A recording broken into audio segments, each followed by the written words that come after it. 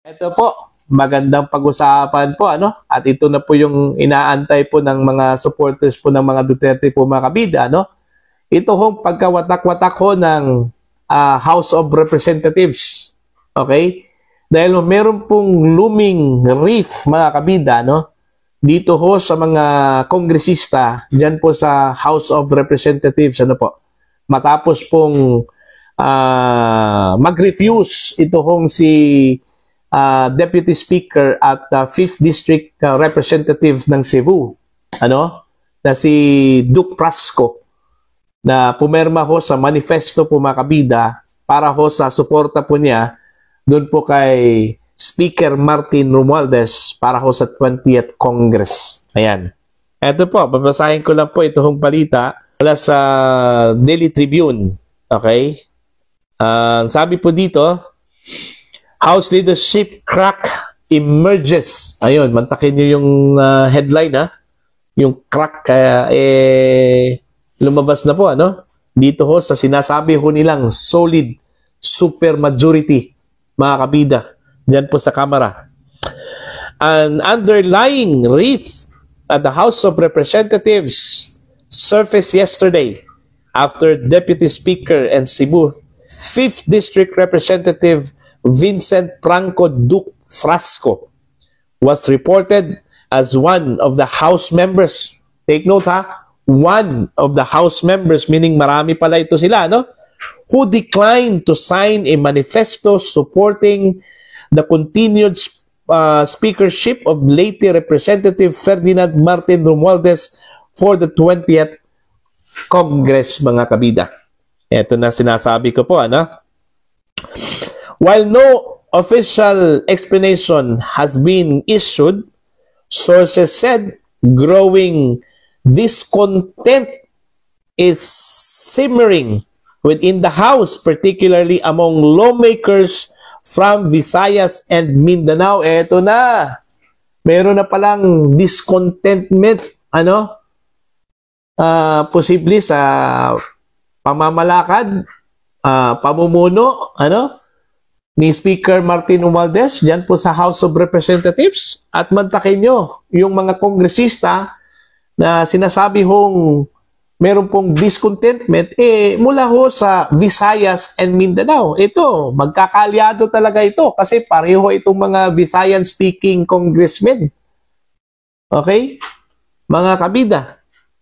At alam na po natin na ang Visayas at saka Mindanao po, ano?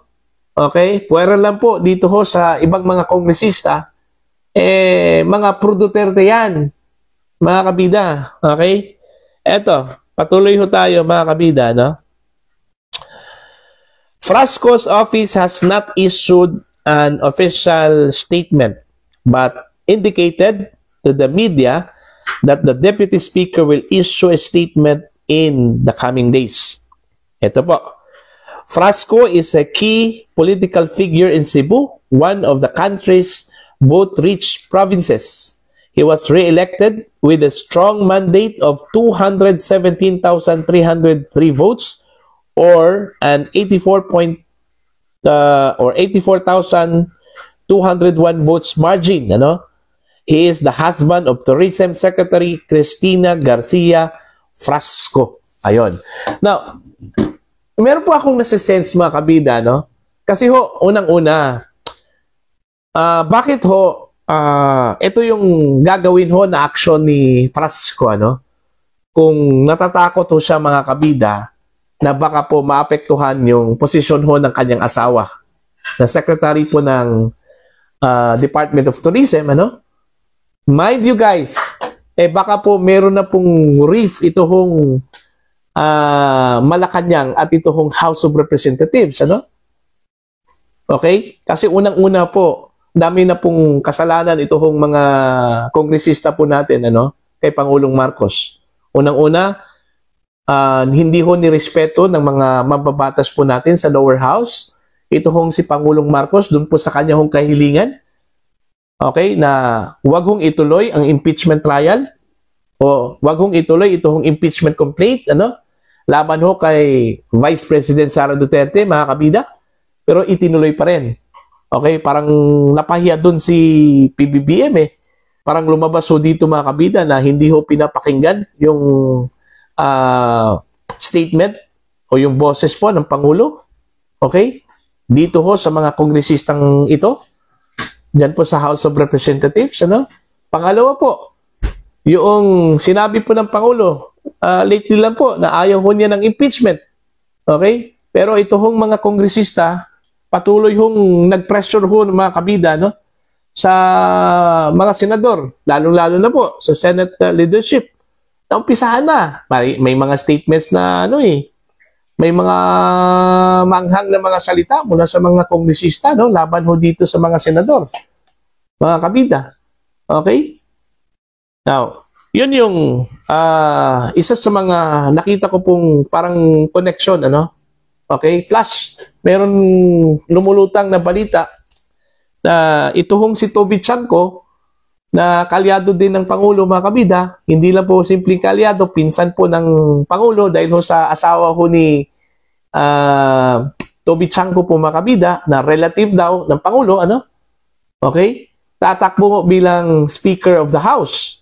At ang sabi daw ay babakapan daw ito ng Pangulong Ferdinand Bongbong Marcos ayon po sa mga balibalita, no, mga kabida.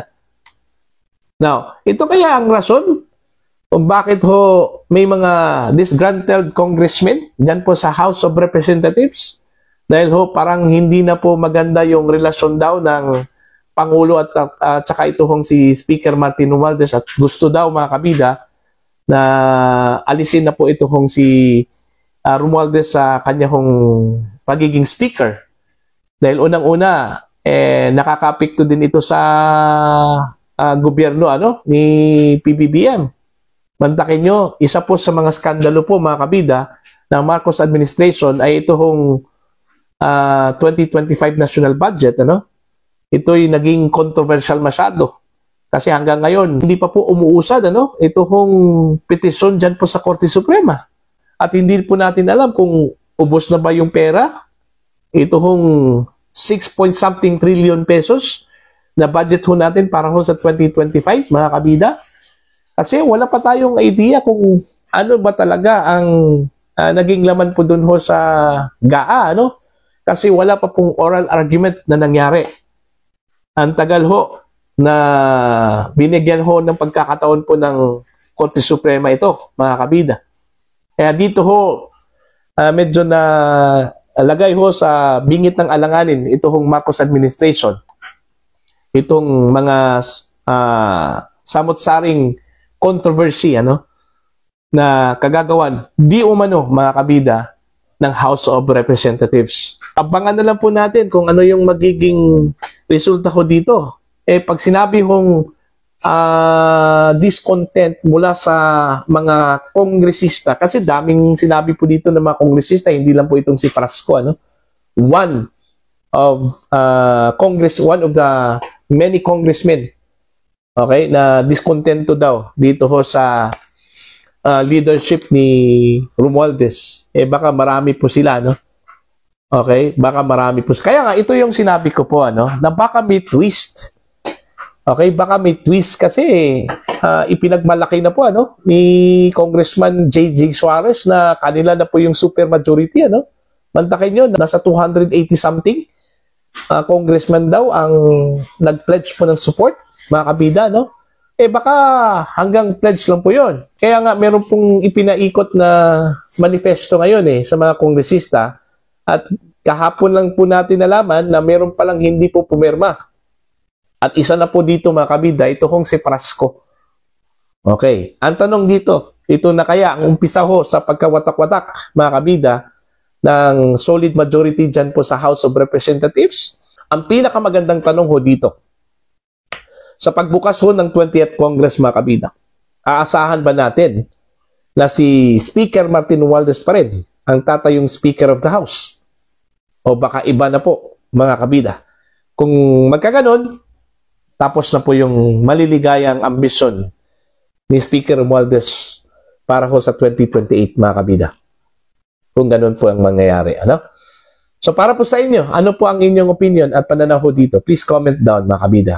Okay? Sa mga hindi pa po subscribers sa akin channel, please subscribe. Just click the subscribe button, click the notification bell, click all para updated pa kayo sa aking mga uploads. Maraming salamat po sa inyong lahat. God bless po, mga kabida.